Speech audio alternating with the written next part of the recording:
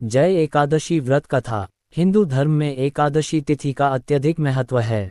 प्रत्येक माह में दो एकादशी तिथियां आती हैं, एक शुक्ल पक्ष में और दूसरी कृष्ण पक्ष में। इन सभी एकादशियों में से जय एकादशी को अत्यंत पवित्र और मोक्षदायिनी माना गया है। यह एकादशी माघ मास के शुक्ल पक्ष में आती है और भगवान विष्णु की विशेष कृपा प्राप्त करने के लिए इसका व्रत किया जाता है। इस दिन व्रत, पूजा, दान और भजन कीर्तन करने से व्यक्ति को पापों से मुक्ति मिलती है और पुण्य की प्राप्ति होती है। इस व्रत का वर्णन पद्म पुराण एवं अन्य शास्त्रों में विस्तार से किया गया है। जय एकादशी की पौराणिक कथा। पुराणों में जय एकादशी की कथा बहुत ही महत्वपूर्ण मानी जाती है। इस कथा के अनुसार प्राचीन काल में स्वर्गलोक में इंद्रदेव का शासन था।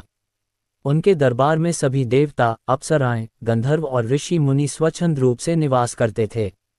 इंद्रलोक में सभी प्रकार की सुख सुविधाएं थीं और वहां रहने वाले सभी प्राणी अत्यंत आनंदित रहते थे। स्वर्गलोक में उत्सव और अप्सराओं का नृत्य। एक दिन स्वर्गलोक में देवताओं और गंधर्वों के लिए एक विशाल उत्सव का आयोजन किया गया। इस उत्सव में कई गंधर्व गायक और नर्तकियों को आमंत्रित किया गया। अप्सराएं अपने अद्भुत नृत्य और सौंदर्य से वातावरण को सुरम्य बना रही थीं। गंधर्व मधुर संगीत प्रस्तुत कर रहे थे और इंद्र सहित सभी देवता आनंद में मग्न थे। उसी समय पुष्पदंत नामक एक प्रसिद्ध गंधर्व वहां अपनी संगीतमयी प्रस्तुति देने आया। पुष्पदंत का एक पुत्र था जिसका नाम माल्यवान था। वह भी अपने पिता की तरह बहुत अच्छा गायक और संगीतकार था। जब उसने अप्सराओं के नृत्य को देखा तो उसकी दृष्टि पुष्पवती नामक एक अत्यंत सुंदर अप्सरा पर पड़ी। पुष्पवती भी माल्यवान को देखकर मोहित हो गई। माल्यवान और पुष्पवती का प्रेम। माल्यवान और पुष्पवती एक दूसरे की सुंदरता और आकर्षण में इतने खो गए कि वे संगीत और नृत्य में ध्यान नहीं लगा पाए। इस कारण उनकी प्रस्तुतियां बिगड़ने लगीं और उनकी लय ताल भी गड़बड़ा गई। इंद्रदेव ने जब ये देखा तो उन्हें बहुत क्रोध आया। उन्होंने तुरंत माल्यवान और पुष्पवती को दरबार में बुलाया और कहा, तुम दोनों ने इस पवित्र सभा को अपवित्र किया है। संगीत और नृत्य में ध्यान न देकर तुमने प्रेम में लीन होकर गलती की है। इसलिए मैं तुम्हें शाप देता हूं कि तुम दोनों स्वर्ग से गिरकर मृत्युलोक में जन्म लोगे और वहां पापी योनियों में रहोगे। इंद्रदेव के शाप के कारण वे दोनों तुरंत स्वर्ग से गिरकर पृथ्वीलोक के एक घने जंगल में जा पहुंचे। भयंकर जंगल में कष्टमय जीवन। स्वर्ग से गिरने के बाद वे दोनों बहुत ही दुखी थे। वे एक भयानक जंगल में जा गिरे जहां चारों ओर ठंड, बर्फ, हिंसक जानवर और डरावना वातावरण था। उनके शरीर पर अत्यधिक ठंड पड़ने लगी। भोजन पानी का कोई साधन नहीं था और उनके पास कोई आश्रय भी नहीं था। इस जंगल में उन्हें दिन रात अत्यधिक कष्ट उठाने पड़े। उनका शरीर जर्जर हो गया। भूख प्यास से वे तड़पने लगे, लेकिन उन्हें कोई सहायता नहीं मिली। वे इस नए जीवन में अत्यंत दुखी और निराश थे। जय एकादशी का पुण्य प्रभाव। संयोगवश जिस दिन वे जंगल में भूखे प्यासे पड़े थे वह दिन माघ शुक्ल एकादशी थी। उन्होंने न तो कुछ खाया, न ही कोई पाप कर्म किया। पूरे दिन और रात उन्होंने ठंड में ही बिता दी। अगले दिन जब सूर्योदय हुआ तो वे अत्यंत दुर्बल अवस्था में थे। चूंकि उन्होंने अनजाने में जय एकादशी का व्रत कर लिया था, इसलिए उनके सारे पाप नष्ट हो गए। भगवान विष्णु की कृपा से वे अपने पुराने स्वरूप में वापस आ गए और पुनः दिव्य शरीर धारण कर लिया। स्वर्ग में पुनः वापसी। जब उन्होंने अपने शाप से मुक्ति पाई तो आकाशवाणी हुई, हे माल्यवान और पुष्पवती, तुमने अनजाने में ही जय एकादशी का व्रत कर लिया था। इस कारण तुम्हारे समस्त पाप नष्ट हो गए और तुम्हें स्वर्ग वापस जाने का अधिकार प्राप्त हो गया। यह एकादशी अत्यंत पुण्यदायिनी है और जो भी इसे सच्चे मन से करता है वह सभी पापों से मुक्त हो जाता है और मोक्ष को प्राप्त करता है। इसके पश्चात दोनों पुनः स्वर्गलोक चले गए और इंद्रदेव ने उन्हें बड़े सम्मान के साथ स्वीकार किया। जय एकादशी का महत्व। जय एकादशी के व्रत से मनुष्य को निम्नलिखित लाभ प्राप्त होते हैं। 1. पापों से मुक्ति। इस व्रत को करने से पिछले जन्मों और इस जन्म के पापों से मुक्ति मिलती है। 2. मोक्ष की प्राप्ति। यह व्रत करने से मृत्यु के बाद व्यक्ति विष्णु लोक को प्राप्त करता है।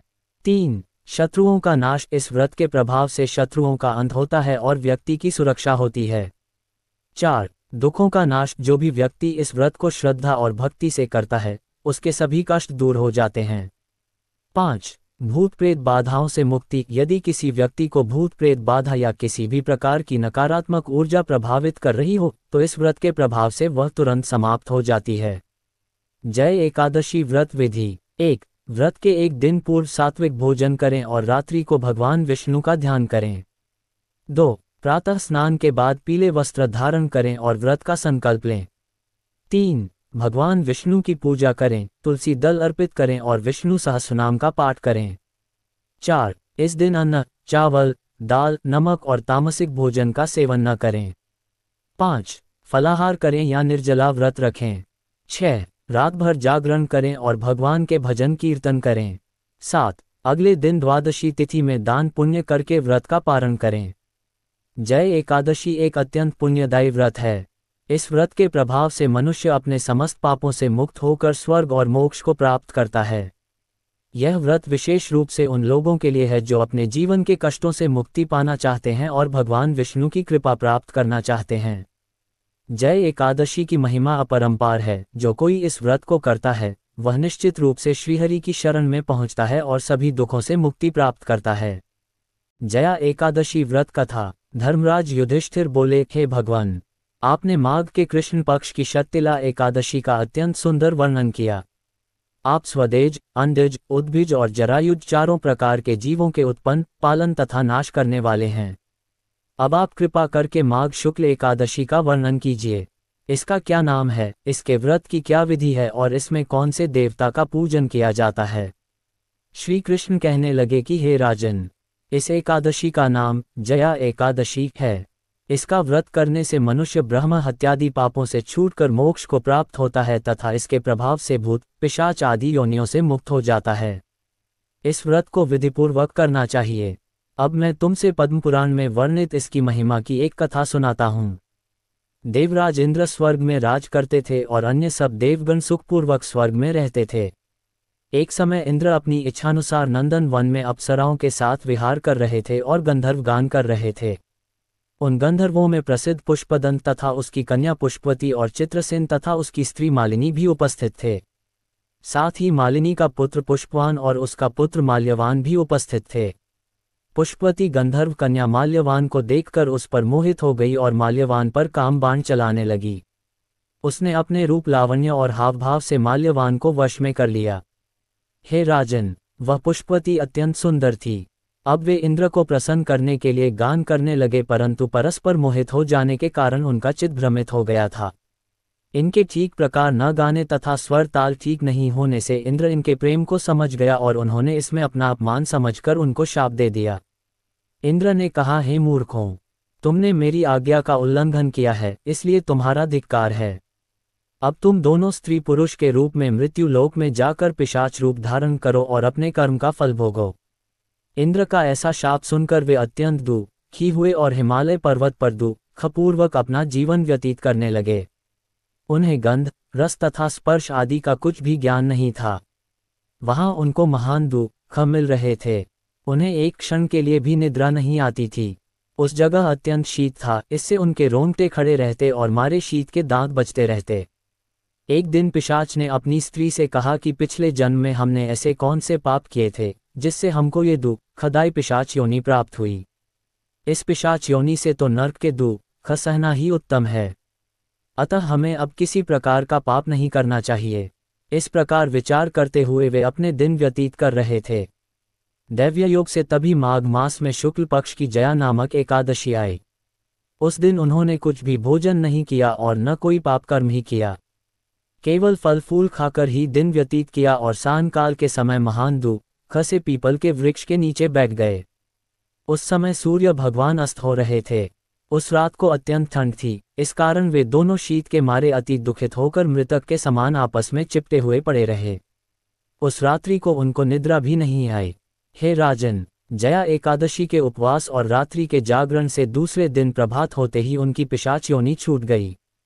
अत्यंत सुंदर गंधर्व और अप्सरा की देह धारण कर सुंदर वस्त्राभूषणों से अलंकृत होकर उन्होंने स्वर्गलोक को प्रस्थान किया। उस समय आकाश में देवता उनकी स्तुति करते हुए पुष्पवर्षा करने लगे। स्वर्गलोक में जाकर इन दोनों ने देवराज इंद्र को प्रणाम किया। इंद्र इनको पहले रूप में देखकर अत्यंत आश्चर्यचकित हुआ और पूछने लगा कि तुमने अपनी पिशाच योनि से किस तरह छुटकारा पाया, सो सब बता लाओ। माल्यवान बोले कि हे देवेंद्र, भगवान विष्णु की कृपा और जया एकादशी के व्रत के प्रभाव से ही हमारी पिशाच देह छूटी है। तब इंद्र बोले कि हे माल्यवान, भगवान की कृपा और एकादशी का व्रत करने से न केवल तुम्हारी पिशाच योनि छूट गई, वरन हम लोगों के भी वंदनीय हो गए, क्योंकि विष्णु और शिव के भक्त हम लोगों के वंदनीय हैं, अतः आप धन्य है। अब आप पुष्पवती के साथ जाकर विहार करो। श्री कृष्ण कहने लगे कि हे राजा युधिष्ठिर, इस जया एकादशी के व्रत से बुरी योनि छूट जाती है। जिस मनुष्य ने इस एकादशी का व्रत किया है उसने मानो सब यज्ञ, जप, दान आदि कर लिए। जो मनुष्य जया एकादशी का व्रत करते हैं वे अवश्य ही 1000 वर्ष तक स्वर्ग में वास करते हैं। फरवरी में जया एकादशी कब है? जाने सही तिथि, शुभ मुहूर्त, पूजा विधि। और हिंदू धर्म में प्रत्येक माह के शुक्ल पक्ष और कृष्ण पक्ष की एकादशी तिथि को एकादशी व्रत रखा जाता है। ये दिन जगत के पालनहार श्रीहरि विष्णु जी की पूजा आराधना के लिए विशेष माना जाता है। हर साल माघ महीने के शुक्ल पक्ष की एकादशी तिथि को जया एकादशी व्रत रखा जाता है। दृक पंचांग के अनुसार इस साल 8 फरवरी को जया एकादशी व्रत रखा जाएगा। धार्मिक मान्यताओं के अनुसार जया एकादशी व्रत रखने से जातकों को आरोग्यता का वरदान प्राप्त होता है और जीवन के सभी पाप और कष्टों से मुक्ति मिलती है। ये भी कहा जाता है कि जया एकादशी व्रत रखने से भगवान विष्णु जी की कृपा से मृत्यु के बाद भूत पिशाच योनि में नहीं जाना पड़ता है। यह व्रत पितरों के लिए रखने से उनको पुण्य फलों की प्राप्ति होती है। आइए जानते हैं जया एकादशी की सही तिथि। जया एकादशी 2025 कब है? दृक पंचांग के अनुसार माघ महीने के शुक्ल पक्ष की एकादशी तिथि की शुरुआत 7 फरवरी को रात 09:26 पर होगी और अगले दिन 8 फरवरी को रात 08:15 पर समाप्त होगी। ऐसे में उदयातिथि के अनुसार 8 फरवरी 2025 को जया एकादशी मनाई जाएगी। जया एकादशी के दिन वैधृति योग और रवि योग का निर्माण हो रहा है। इस दौरान धर्म कर्म के कार्य शुभ माने जाते हैं। पारण का समय 8 फरवरी को जया एकादशी का व्रत रखने वाले जातक 9 फरवरी को सुबह 07:04 से लेकर 09:17 तक द्वादशी तिथि में व्रत का पारण कर सकते हैं। जया एकादशी की पूजा विधि। जया एकादशी के दिन सुबह जल्दी उठें, पानी में गंगाजल मिलाकर स्नान करें। इसके बाद विष्णु जी का ध्यान करें और व्रत का संकल्प लें। एक छोटी चौकी पर पीला वस्त्र बिछाएं। इस पर लक्ष्मी नारायण की प्रतिमा स्थापित करें। विष्णु जी और मां लक्ष्मी को फल, पीले फूल, धूप, दीप और नैवेद्य अर्पित करें। इस दिन विष्णु जी को तुलसी दल और तिल का भोग लगाएं। इसके बाद विष्णु जी के बीज मंत्र ओम नमो नारायणाय नमः का जाप करें। विष्णु जी चालीसा और विष्णु सहस्त्रनाम का पाठ करें। अंत में मां लक्ष्मी और विष्णु जी के साथ सभी देवी देवताओं की आरती उतारें। शाम के समय भी विष्णु जी की पूजा करें और भजन कीर्तन करें। दिन भर फलाहार व्रत रखें और अगले दिन द्वादशी तिथि में व्रत का पारण करें। पारण करने से पहले ब्राह्मण को भोजन कराएं और दान दक्षिणा दें।